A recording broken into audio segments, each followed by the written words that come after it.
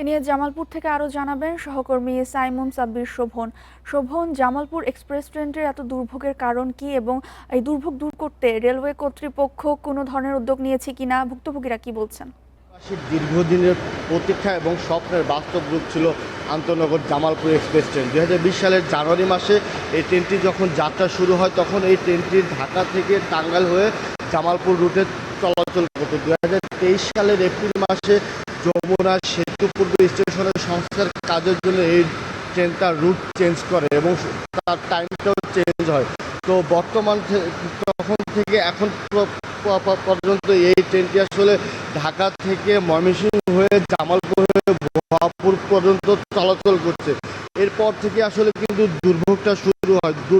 দুর্ভোগের চিত্র যদি আমি আপনাকে একটু জানিয়ে রাখি, যাত্রীরা যেটি বলছেন সেটি হচ্ছে যে এই ট্রেনটি যখন ঢাকা থেকে সকাল 10টার পরে ছেড়ে আসে ভুয়াপুর পৌঁছাতে এটির সময় লাগে বিকাল 5টা পর্যন্ত। এতে দেখা যাচ্ছে কি যে একটি পুরো কর্মদিবস যাত্রীদের আসলে ট্রেনের ভিতরে কাটাতে হচ্ছে। অন্যদিকে ভুয়াপুর থেকে বিকাল 5টার পর ছেড়ে গিয়ে যখন ঢাকায় রাত 12টার পরে পৌঁছায় তখন কিন্তু আসলে যাত্রীদের দুর্ভোগে পড়তে হয়, কারণ এই রাতের বেলা ঢাকার চলাচলের ক্ষেত্রে তাদের একটু সমস্যার সম্মুখীন হতে হয়। আর সবচেয়ে বেশি সমস্যার সামনে পড়েন নারী যাত্রীরা। আরেকটি বিষয় হচ্ছে যে এই রুটে আসলে চলাচলের জন্য এই টাঙ্গাইলগামী আন্তনগর ট্রেন একটি ছিল।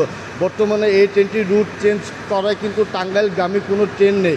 আরেকটি বিষয় হচ্ছে যে কম দূরত্বে বা কাছাকাছি স্টেশনের যাত্রীদের জন্য কিন্তু টিকিট এবং আসন না থাকায় সেক্ষেত্রে যাত্রীরা বিনা টিকিটে ভ্রমণ করছেন। এতে কিন্তু সরকার রাজস্ব বঞ্চিত হচ্ছে।